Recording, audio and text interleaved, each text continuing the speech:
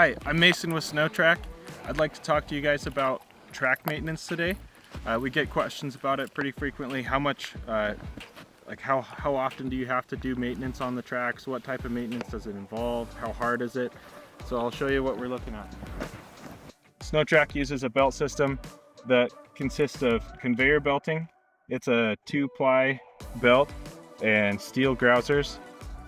When you first get your Sno Trac, the belt is brand new and it'll have a short break-in period where the fibers are kind of getting set. And what you'll notice is that your track will loosen up a little bit and then you'll tighten it and it'll loosen up a little bit more. So you'll have to tighten it a few times. And what you're looking for in your track tension is a 1-inch droop here in the center section where it's supported on this wheel and this drive sprocket. So we usually take and put a straight edge across the top of this and then measure down to the grousers. You're looking for about 1 inch or 1.5 inches when measured in the center. So that's most of what your daily maintenance is. We also suggest that you do a visual check on your tire pressure on the front and back tires.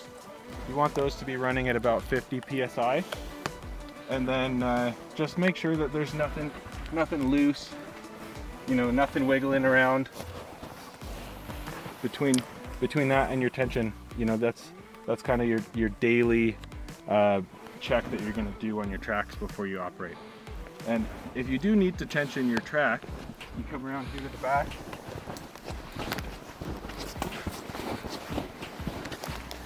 You've got a nut here for the right track and a nut right here for the left track.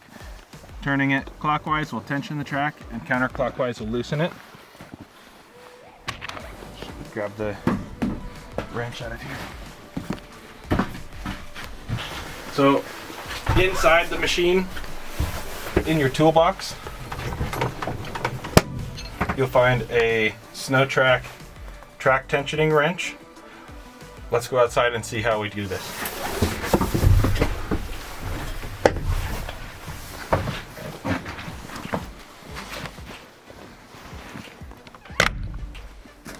So with this wrench, you're gonna look at your track, and in the field you can estimate it.